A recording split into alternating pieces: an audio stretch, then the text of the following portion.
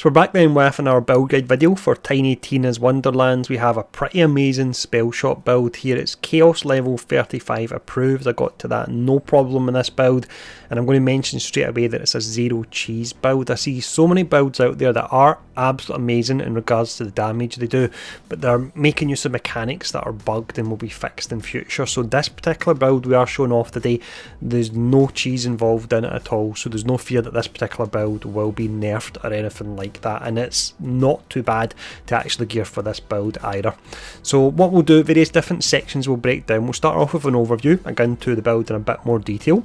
We'll then check out the skills I'm using, we'll look at the gear I'm using. If there's any special gear I'm using, I'll tell you where you go to farm it. We'll talk about the stat allocation, and then we'll finish up with some gameplay. Now let's start off with the overview first. So this particular build then is making use of both spell and gun damage. It's the Spellshot and the Graveborn that we will be using. The spell and damage type that we specifically focus on is Frost. We've got a new item we'll look at which provides a new status effect called Soaked, which means you do additional frost and lightning damage, so it's really pretty amazing for this setup. I will say that it has a ton of damage. It's actually got a ton of survivability as well. Very seldom do I go down when I'm running this particular setup, and I made it all the way to Chaos level 35 without any problems at all. So that is a quick overview. Let's now check out the skills that I'm using. So we'll break down the skills here with the Spellshot first. The active skill I'm using is Ambihextrous. That allows a spell in each hand. I'll quickly go over some of the more important skills here. So we've got Spell Sniper, it's providing an additional 60% spell critical hit chance. We've got Magic Bullets. This is absolutely great because this build is a hybrid build for gun damage and spell damage, and this converts your spell damage at a rate of 45% into gun damage, which is really pretty amazing. We've got this one here where we get 10% ward every time we cast a spell. We should be casting spells every few seconds. And then we've got this one here, Font of Mana, and we're using this for the spell cooldown rate, because we want to spam our spells as quick as we can. If you want, you can go for Glass Cannon, it's down to you, and to be honest, with the survivability I had in this build, I probably could have went for it. So I would test it out, but if you feel that you maybe need a bit more survivability, then you just respec and take your point out of it. But the chances are with this build and the setup we're running, you will most likely be able to run Glass Cannon no problem as well. We have high Thread count as well here, really important, so this increases your max spell weaving stacks. Now I'm just going to mention very quickly before we go into the Graveborn, a lot of people are using this double knot. This is without a doubt bugged. The way this is working, it's doing damage numbers in the millions every time you get a crit with a spell when you actually use this. So yes, it's pretty amazing, but it's not something that's going to last, and that's why I'm not doing a build based around this at all. But let's have a look at the skills I'm using for the Graveborn. So for the Graveborn then, we actually go all the way down to the bottom and we activate the keystone for this. But looking at some of the ones I've put points into, we've got Essence Strain, so this is a kill skill. We can activate a kill skill via the keystone whenever we cast a spell, so we're activating it every few seconds, even against bosses. With this it increases your spell cooldown rate, absolutely perfect for this build. We've got whenever the Fate Maker casts a spell, which again will be every few seconds, we regenerate 30% health over 2 seconds, which is pretty amazing. A 1-point wonder here with Dread Covenant, so this will redirect 35% of your damage taken to your companion, which is absolutely amazing. And then we've got the Fate Maker spells deal bonus dark magic damage, so you're getting life leech from this and you're doing additional 20% damage on your spells as well. We've got another kill skill. Once again, it will be activated when you cast a spell. This increases your max health and spell damage. We'll be getting 60% max health and 60% spell damage when we're at 10 stacks, which is very easy to maintain because it's got a 30-second duration on it. Another 1-point wonder here, Lord of Edges, so this is damage reduction and damage dealt, and we've got low health. I put some points in this purely for the reason that I had to do that to get down to the bottom of the tree. This seemed like one of the better nodes to go for.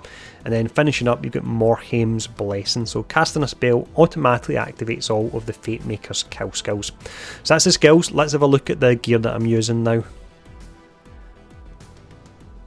So gear wise here, what I'm actually going to do is just quickly break down the enchantments first before we actually look at the gear. So it's all about stacking either just your standard damage, which will apply to all damage types, or going for frost or elemental.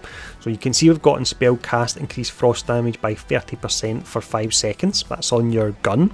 We've then got in your melee weapon on spellcast increase elemental damage by 20% for 5 seconds. Looking at the shield here on spellcast, increased damage dealt by 15% for 10 seconds. The reason we're using lots of different ones is if you use the same one, they don't actually stack, so they must be different.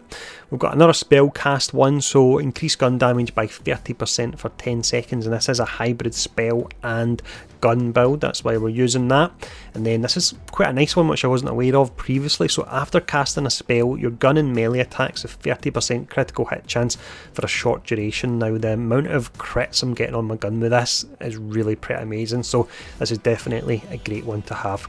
But that's the enchantments. Let's actually break down the various different gear pieces I'm using. There's still room for improvement with this. There's one or two pieces that you really do need to run this build, but let's break all it down. Starting off with the guns here, there's just one that I really use for this build. This is the Queen's Cry. This is amazing because the damage on it actually scales off your spell damage as well, so it's absolutely incredible for a hybrid spell and gun damage build.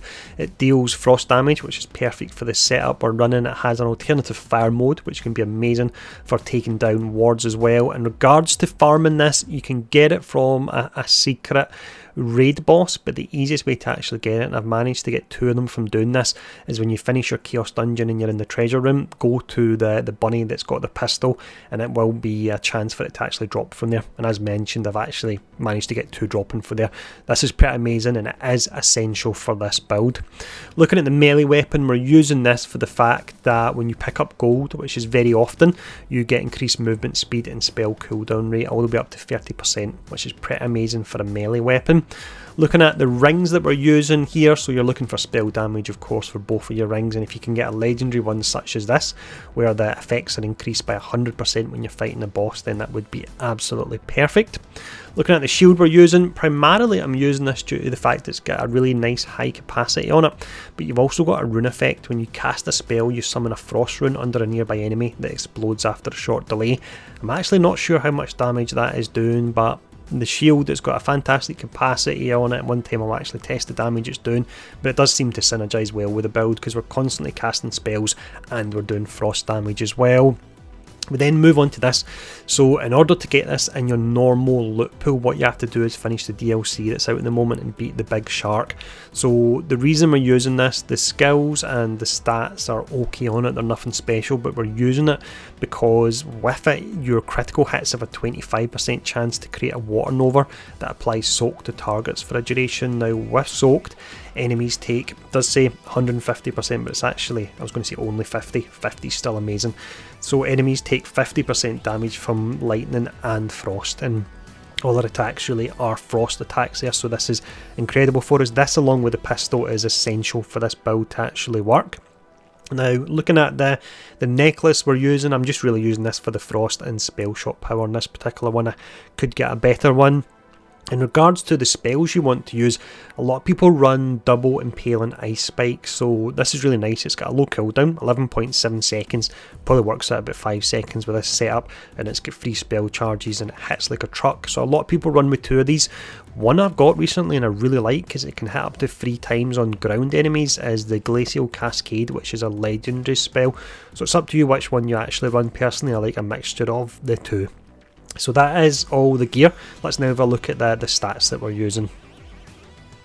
Stat wise, the most important one without a doubt would be your spell cooldown. Now I actually have quite a lot of points in Constitution, but when I'm thinking about it, I could probably move them over to Strength because I don't have any problems with survivability at all. So personally what I would probably say is go for your Intelligence and then go for your Strength. With that, that's actually everything you need to know to run this Chaos level 35 approved build. Once again, there's absolutely zero cheese involved in this build, so it will be future proofed and there's no worry about it being nerfed at a later date. So I'll finish up with some gameplay now. If the video has been helpful, please do take the time to hit the like, share and subscribe button, and thanks for tuning in, stay safe, and I'll see you all again soon.